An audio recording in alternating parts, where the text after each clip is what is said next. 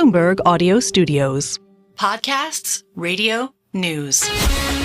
This is Bloomberg Businessweek. Insight from the reporters and editors who bring you America's most trusted business magazine, plus global business, finance, and tech news. The Bloomberg Businessweek podcast with Carol Massar and Tim Stenovec from Bloomberg Radio.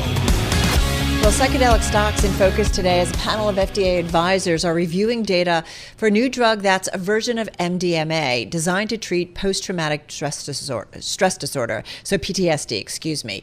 The approval of the first PTSD drug in over 20 years will require U.S. regulators to do something that they've never done before, and that is greenlighting the mind-altering and illegal party drug known as Ecstasy. With more, Bloomberg News consumer reporter Tiffany Carey. She's here in the studio. You can read Tiffany's story on the Bloomberg terminal and at bloomberg.com/businessweek. Okay, so Carol said it. The new drug is a version of MDMA. It's also known as Ecstasy.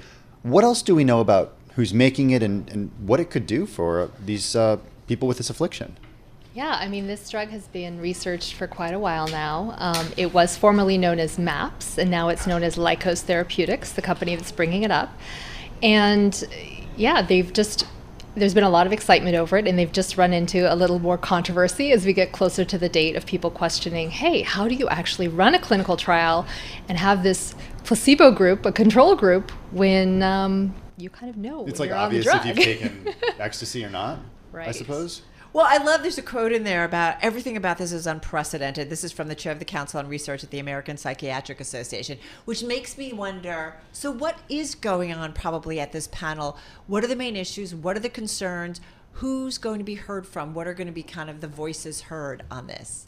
Well, today the FDA is looking at this and is going to make a vote which is seen as influential, but it won't be till August that they make a final decision, keep in mind. But the things that have come up so far are everything from, are these people being maybe unduly sort of influenced by the therapists? Because don't forget, this isn't just MDMA. It comes with psychedelic assisted talk therapy of a kind we've never seen before. Right. And there are a lot of questions being raised about, were negative events reported as part of the trials? How do we meet that gold standard of review when people know that they're in the placebo group? Can you talk a little bit about what's at stake here? Because PTSD is debilitating for so many people, and there aren't a lot of treatments out there that have been proven to work. That's right. Yeah, they say there are 13 million people suffering from PTSD. Veterans are a huge segment of that, and there is so much momentum to try and find a solution for these people. I mean, the statistics about suicides and things are alarming.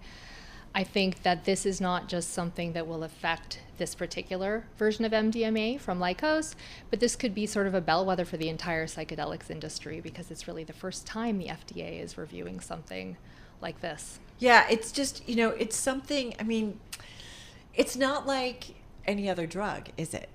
And that's part of the problem. Or is it because of the way you have to administer it and monitor it? In someone who's like, what is? I think it's the psychedelic assisted therapy part of it that's really new here. We've seen versions of ketamine and other things come on that, there is some obviously hallucinatory effect, other things that go with it. But here there's a very rigorous course of therapy, just hours of therapy that goes with it. And so the FDA not only has to parse what is the effect of the drug in the clinical trials, but what was the effect of the therapy. And as you can imagine, those things are quite difficult to separate. What happens if it doesn't get approved? That is a really interesting question. I think there are a lot of companies right now that are working on molecules that are similar to the classic psychedelics, but without the hallucinogenic effects. And so my guess would be, there's sort of go back to the drawing board, look at some of these analogs, as they call them, of the psychedelic molecules, and also just try to have more rigorous clinical trials if it's found that, it's not the drug that's the problem per se, but maybe the way the trials were done. I think that's some of the questions that are swirling right now. But do you lose some of the impact of it and the effectiveness, the efficacy of the drug by taking that component away? I mean, we've had lots of discussions around this table, whether it's different types of addictions, right? And I think people are understanding increasingly, or PTSD, that, the forms of treatment that exist today just don't do it for a lot of people who then don't get to have kind of a quote-unquote normal life, right? Or a full life, perhaps. So you do wonder, does it have to be something dramatically different? Yeah, I mean, that's the very question they're trying to look at. If you don't have this sort of ecstatic experience and a sort of trip, if you separate the trip from the drug, is the drug still effective? It's really fascinating. You mentioned ketamine treatments, and this is a area that you've been covering for years at this point, Tiffany, and everyone should subscribe to your newsletter, I should note. But I'm wondering about the idea of what other afflictions people could have when it comes to these types of treatments. Like, where else could they go at? Like, what could these treatments go after? Oh, what other sorts of indications? Yeah, you've talked about ketamine. You've talked about PTSD. I guess indications. I mean, there's a lot of companies are looking at what's called treatment-resistant depression as a first thrust, because it's depression that hasn't responded to SSRIs or other drugs. We see everything from anorexia to cluster headaches. Psilocybin is also something that's being really heavily researched right now.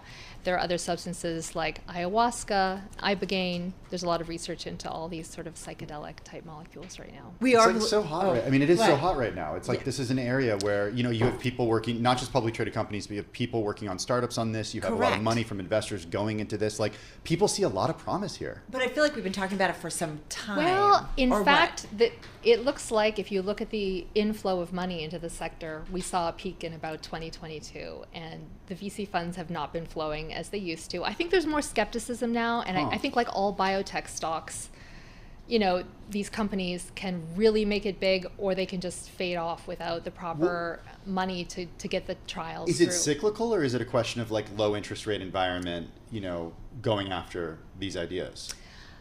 I think it may be something macro, but I think there is also a little more hesitancy about, okay, these things have been in the pipeline for a while and we have yet to see that big breakthrough, which is why there's so much riding on this current trial. Your story and reporting ends up with, even if Lykos's MDMA gets the green light from regulators, it will only be the first of many hurdles. DEA will have to move MDMA to a less restrictive category of controlled substances. Administering it will require special training for therapists, and after the many hours of prescribed therapy mean it could cost more than $12,000 per patient. So there's a lot to go. There is a lot to go. We need to see if insurance companies are going to take this on. We need to see if the traditional therapists are interested in providing this to their patients and whether people want it. Maybe some people don't want to take a long psychedelic trip. They're not comfortable with that. Yeah. Good point. A lot of questions. Also the veteran angle here. Well, I think about those folks who serve our country and then come back and, they're not recovered, and they don't recover for a long time. And so you wonder if there's some hope and a new treatment could actually maybe change their course of life. Great stuff. Thank you, Tiffany. Glad we could touch on it. We've been wanting to do this story for a while since it hit the Bloomberg. Tiffany Carey, consumer reporter at Bloomberg News, joining us here right in our studio. You're listening to the Bloomberg Businessweek podcast. Catch us live weekday afternoons from 2 to 5 p.m. Eastern. Listen on Apple CarPlay and Android Auto with the Bloomberg Business app. Or watch us live on YouTube. We've got with us Bloomberg opinion editor Mark Gongloff. He's a columnist who covers climate change. His most recent column, available on the Bloomberg terminal and at Bloomberg.com, is all about El Nino, saying goodbye to El Nino, and also that La Nina won't be much of a relief. Mark's here in our Bloomberg studio. So Mark, for those of us who might not be totally familiar with El Nino and La Nina, the difference between the two, these are two climate phenomena. Explain what is that exactly is at play here?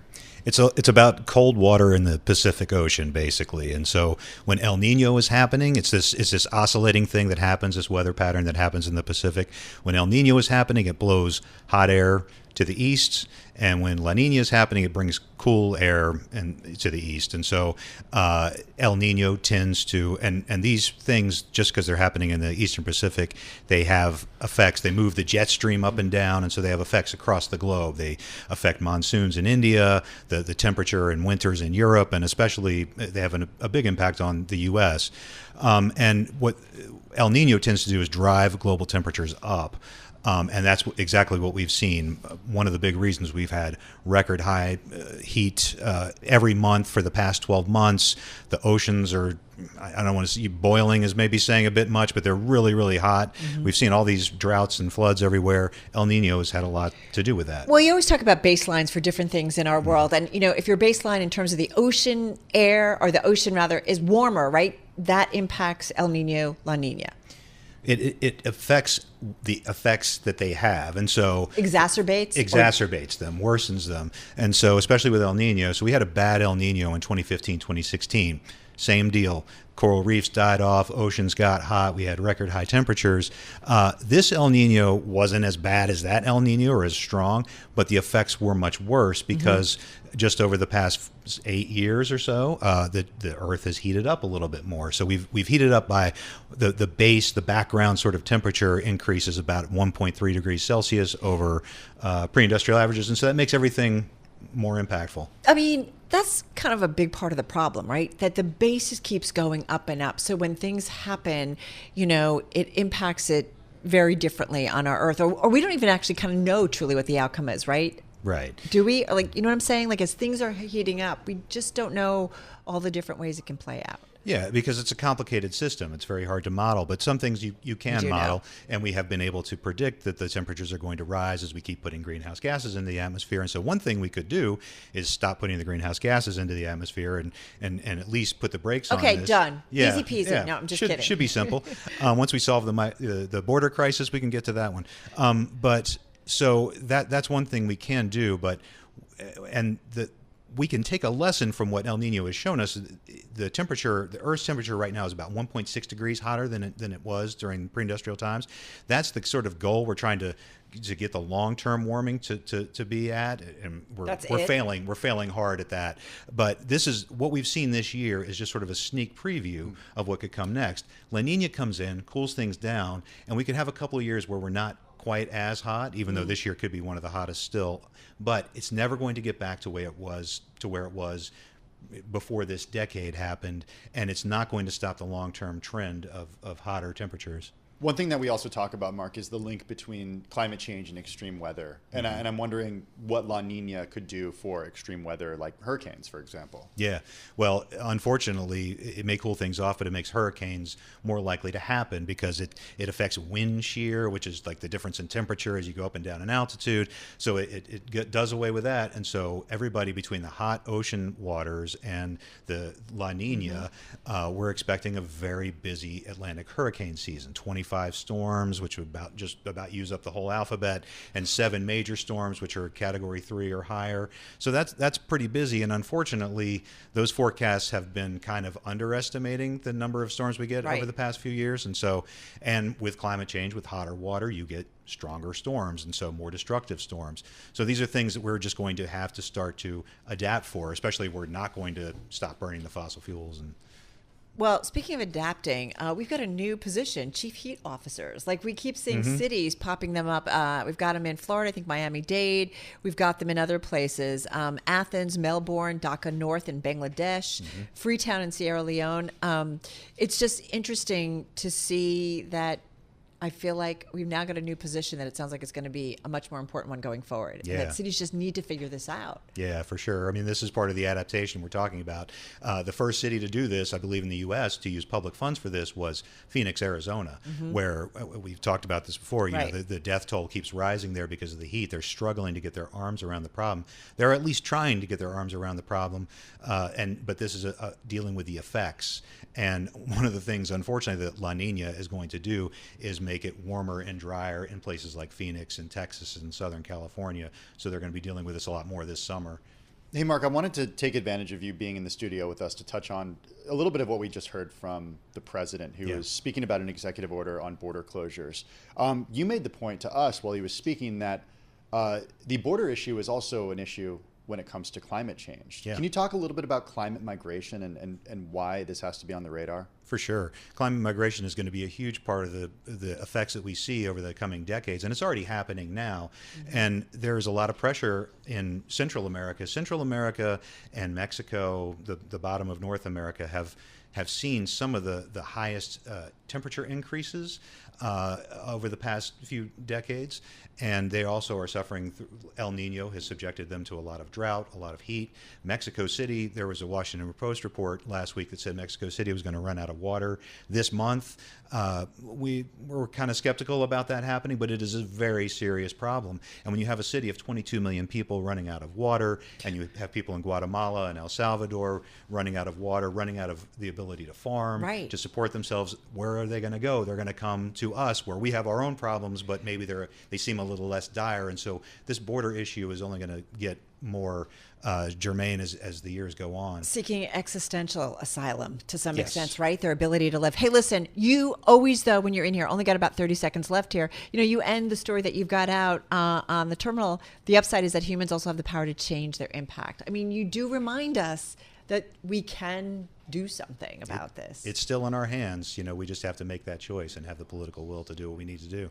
Well, it's a relevant statement considering the upcoming elections in the United States and really around the world. Mark, thank you so much. Mark Ongloff, he's editor of Bloomberg Opinion, covers the climate world, if you will, and climate change right here in our studio. You're listening to the Bloomberg Businessweek podcast. Listen live each weekday starting at 2 p.m. Eastern on Apple CarPlay and Android Auto with the Bloomberg Business app. You can also listen live on Amazon Alexa from our flagship New York station. Just say, Alexa, play Bloomberg 1130. Headlines continue to come out of the Computex show in Taiwan. Taking the stage today, Intel CEO Pat Gelsinger, who talked about the new products he expects will help turn back the tide of share losses to peers, including AI leader NVIDIA. We look now to have 1 billion transistors on a single chip, and even looking to 1 trillion transistors in a single package by the end of the decade. And unlike what Jensen might have you believe, Moore's Law is alive and well. Ooh. Wow, talking smack a little bit, right? So. Intel CEO Pat Gelsinger at Computex in Taiwan. Gelsinger with that direct shot at NVIDIA CEO Jensen Huang's claim that traditional processors like Intel's are running out of steam in the age of artificial intelligence. So let's get to it. We got Bloomberg senior semiconductor analyst Kunjan Sabani joining us from San Francisco. So is that who's right here, Kunjan? Is Moore's Law alive and well, or is it out the window? Well, I think it's not as simple. I think you have to look at it segment by segment. I think that comment over there, he was referring more to the data center AI segment. Over there, I mean, there is no doubt NVIDIA is the current leader, has almost mid-90s market share. We don't see that significantly changing anytime soon. Yes, Intel is coming out and did announce its new products. And some price points, etc. But the key point there was the benchmark comparison was to H100. H200 is already shipping. The Blackwell product will be shipping this year. So NVIDIA continues to out-innovate its peers and itself, especially with this one-year cadence. So at least in the near term, we don't expect significant share change in that specific area. Kunjan, the Intel story. I mean, can Intel ever be a serious player in the AI space? Will they catch up? How do you think about Intel in the chip space? Yeah, I mean, I can't predict in the future whether or not, but at this point, the way we see it is Intel is more of a show me, prove me story. So they have to continue and show us, milestone after milestone, success points and proof points to raise the confidence. I mean, look, since Pat has taken over the helm, he committed to the process node, which he has delivered so far. So that's a good positive sign. In certain areas like PCs and in certain areas of server processors, they have shown deceleration of market share loss. They have yet to show proven on an annual basis market share gains, but at least those are the right steps in the right direction that Intel is moving. It's just its peers like NVIDIA are just moving way too fast. Well, that's what I was going to say. If Intel's taking steps, I mean, NVIDIA is running, running, and it's got existence, and I don't know how you catch up is, I guess, my question, right? Yeah, I mean, it was the same story if you go back in the early 2000s, right? Intel was running ahead and AMD was trying to catch up. And the same question we used to try to figure out, okay, can AMD catch up? And this is in processors, not in GPUs. The way AMD caught up is a couple of things, right? Intel had some missteps on its own process technology, manufacturing technology, and AMD used to outsource this to TSMC, and TSMC got a little bit better than Intel, and that helped AMD sort of gain an upper leg. So it's either, NVIDIA has some missteps, or Intel really needs to accelerate and out-innovate NVIDIA to catch up. But it's very hard. Kunjan reminding me that just last week, I believe it was, Intel, or I should say NVIDIA post earnings, adding $150 billion in market cap, which is more than an entire NVIDIA in market cap in a single day. Yeah, perspective, right? It's pretty remarkable. We have, I think I could say, a loyal listener and watcher emailing me, and he says a stupid question. I don't think it's a stupid question. Why is NVIDIA so far ahead of its peers? Is there a competitor risk to someone else creating the same chip, or the Chinese stealing it, replicating it? How is it that they are light years away from their peers? Well, it was not an overnight phenomenon. If you think about it, their leadership is in GPUs. They were almost, I would dare say, inventors of the GPUs. They've been doing this for 20 years, while most of the peers like Intel, AMD really cut their teeth on the CPU. So now you can say it was a feat of luck, or it was a vision in terms of Jensen, right? Thinking years ahead. But that is what they believed was the future of computing. And just the timing aligned well. And they have been investing in GPUs for the past 15, 20 years, billions and billions of dollars of R&D every year, while everyone else was sort of not putting that as a top priority. So it was not just an overnight accident. And now in semiconductors, typically, and there's many examples, you can take the lead of Qualcomm when it comes to wireless technology, right? You could take the lead of legacy Intel when it came to computing technology. Once a silicon player is many years ahead, it is, in most cases, almost impossible, only in few cases possible, to sort of catch up to them unless they start sort of, hitting on their own feet. Right. Great story. Good perspective and context. Bloomberg Intelligence Senior Semiconductor Analyst Kunjan Sobhani joining us. I'm looking at NVIDIA. It's up 134% this year. It's a $2.8 trillion market cap company. Intel down 40%, $128 billion market cap company. I'm driving in my car. I turn on the radio. How about you let me drive? Oh, no. Who's gonna drive you home? Honey, please, I'll do the driving. Drive on. Excuse me, I want to drive. It drives me crazy. It's the question that drives us. This is the Drive to the Close That funky music will drive us till the dawn. on Bloomberg Radio. All right, TikTok, everyone. Just 18 minutes to go until the close of trading on this Tuesday afternoon. Let's get to our drive to the close with Kathy Entwistle, Managing Director at Morgan Stanley Private Wealth Management. She joins us from New Jersey this afternoon. Kathy, how are you? Hey, I'm well. How are you doing? We're doing well. Hey, one thing I wanted to talk to you about, thanks to the notes that you sent our producer, Paul Brennan, is the pile of cash on the sidelines in money market funds. We've asked a lot of folks like yourself, what's going to happen to all that cash in the coming months if rates move lower? And I want to know, in your opinion, where that cash is going to go.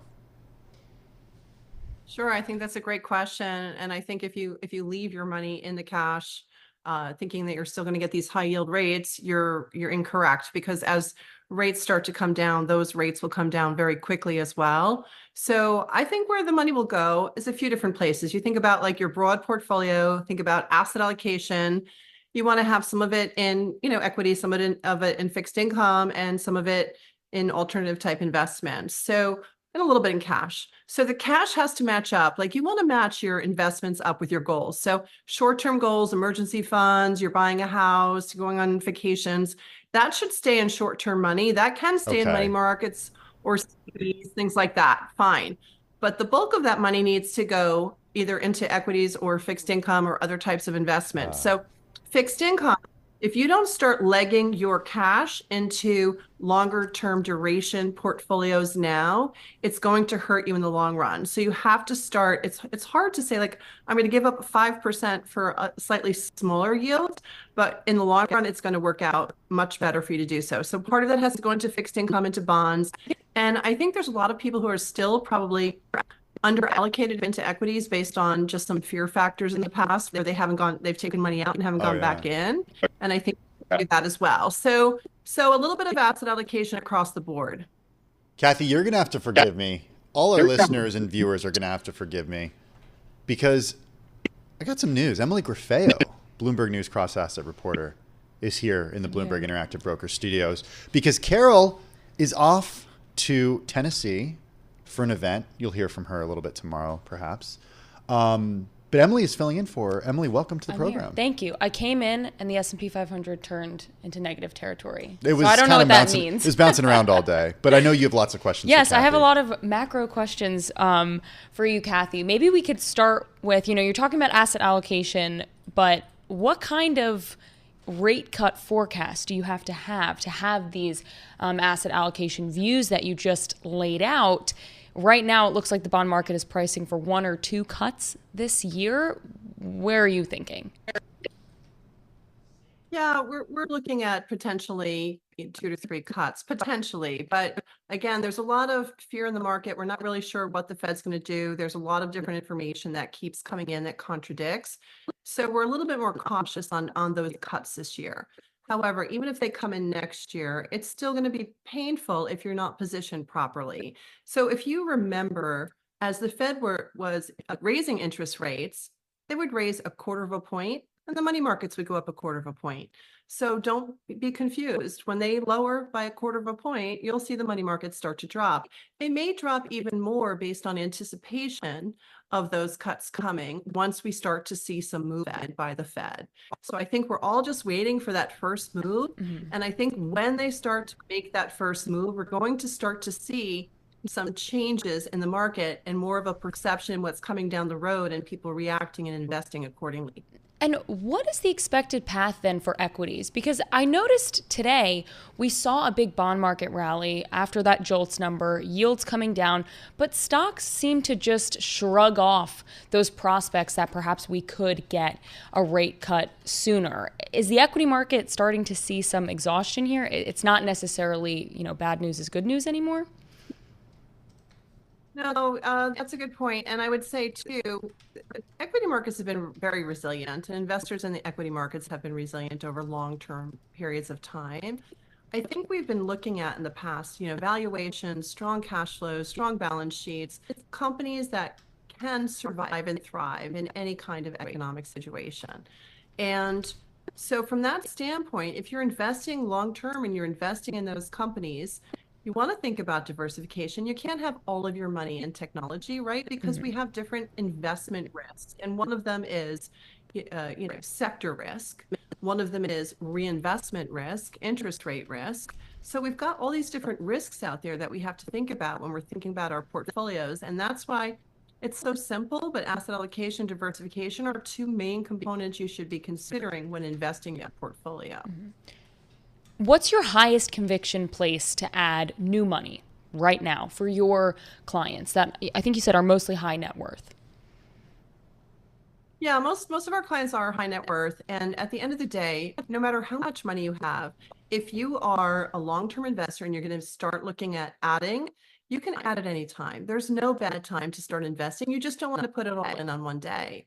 So if you're investing in the equity markets, the valuations are maybe a little bit loftier than they have been in the past. We've had a big run up in the market. We might see a little bit of sideways, back and forth bumping around a little bit until the Fed makes a decisive move, until we see, some certain numbers that come down that are more favorable for moving forward with the economy. And don't forget, recession is a lagging number. So we're really not going to know exactly what's happened these last 6+ months or the next 3 months until next year. And then we'll be talking about, we were in the recession or we had the soft landing or whatever it may be. But just start putting money in now, because if you're investing for 5-10 years, you can dollar cost average when we have big dips in the market, make it a buying opportunity.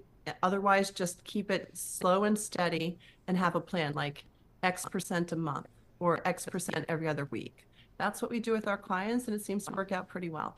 Kathy, we love it when you join us. Thank you so much for taking the time today. That's Kathy Entwistle, Managing Director at Morgan Stanley Private Wealth Management, joining us from New Jersey. This is the Bloomberg Businessweek podcast, available on Apple, Spotify, and anywhere else you get your podcasts. Listen live weekday afternoons from 2 to 5 p.m. Eastern on Bloomberg.com, the iHeartRadio app, TuneIn, and the Bloomberg Business app. You can also watch us live every weekday on YouTube and always on the Bloomberg Terminal.